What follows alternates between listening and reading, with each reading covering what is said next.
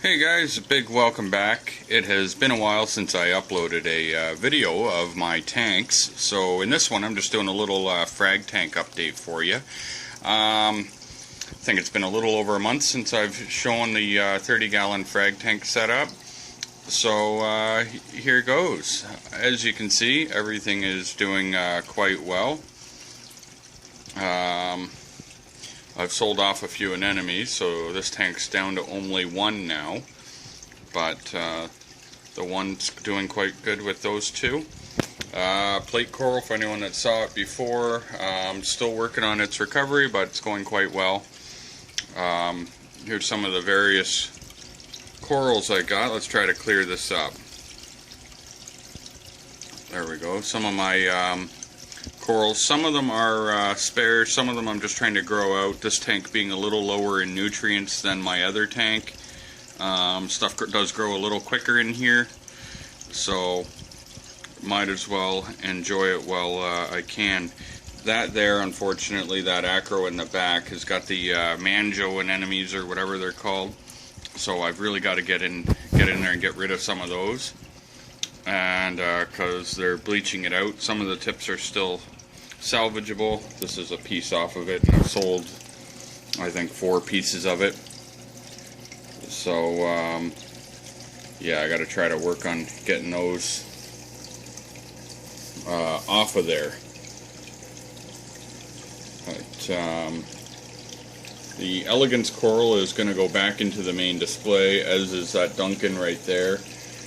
They were in here for some recovery because they had been a little angry in the main display, but they seem to be doing a lot better now, so they should be able to go back. The acans are doing quite well. I never do well with acans on my main display, but right in this tank they're doing well. I just did some vacuuming, so they're kind of shriveled up a little bit right now. They're not quite as puffy as they go. Right back there, the sunset that has never done well for me in the other tank, as you can see, has got some really good polyp extension on the base. They all do come out, they're just not out right now, but the higher nutrients in the other system didn't give me those kind of results, so that's great. That's a piece of red plate out of the other tank. It's doing quite well as well. The right there, those are Fruit Loop zoos in the center. They are quite nice. I really like those.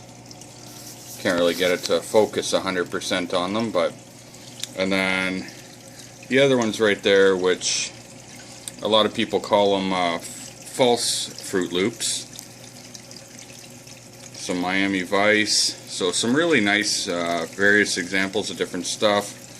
Purple SPS I picked up for $5. Seems to be doing okay. I just figured I'd throw it in here first in the lower nutrient system. Some various other things. These nuclear pallies, they're really doing well.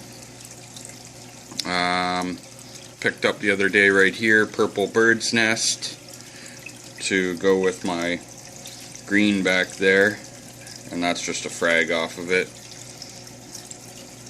So everything is going quite well, with the exception, of course, of the manjo anemones back there.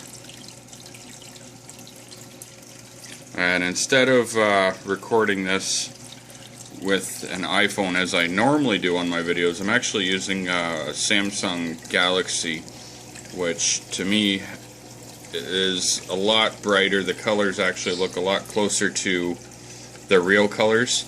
So tell me what you guys think, if this looks a lot better than some of my previous videos. And for the clarity, the brightness, all of it. Moving along, right there I'm running, I got my T5 set up, plus I am trying to flood out the zoos with few hours a day of this 54 watt par 38. It's a 50-50 mix blue-white. Fragbox.ca, which buddy over there, March, said to blast them with light a few hours a day, so I've been trying to do that, and I'm not seeing any negative effects from it yet, so hopefully it's going well for them and they're liking it. And over here for equipment, not that I really needed it, but I bought it anyway. A Red Sea hang-on skimmer. I don't know, I bought it on Kijiji, someone just didn't need it anymore. I bought it for 30 bucks or something like that. It seems to work well. The only problem is that they didn't have the cover for it, so I just sit a CD on it, and it does what it does, right? It goes in there. The only thing I did find with this is it's a kind of a bad design, as is most hang-on stuff, which is if you overfill it, well, it leaks right down onto the floor. What I'm going to do as a repair for that, I just haven't gotten around to it, is I plan on drilling a hole right up here so that in the worst absolute case, if it is going to flood over, it'll actually just pour out of that hole right back into the outlet. That way I don't have to worry about it. You know, the worst thing that's really going to happen at that point is just the waste that was sucked out of the water will end up going back in. Not that I would want that to happen, but I guess it's a lot better than draining, you know, a third of the tank onto the floor. So that's the update, guys. Hopefully you like that. Hopefully you're enjoying the better coloration on this video, because I think it looks a lot better. And be sure to check out, I'm going to do an update on my main display, show you what's been going on in there, you know, what's new and exciting. And I'll tell you a little story about that guy on the next video. Thanks for watching, guys. Please give me a like and subscribe if you haven't.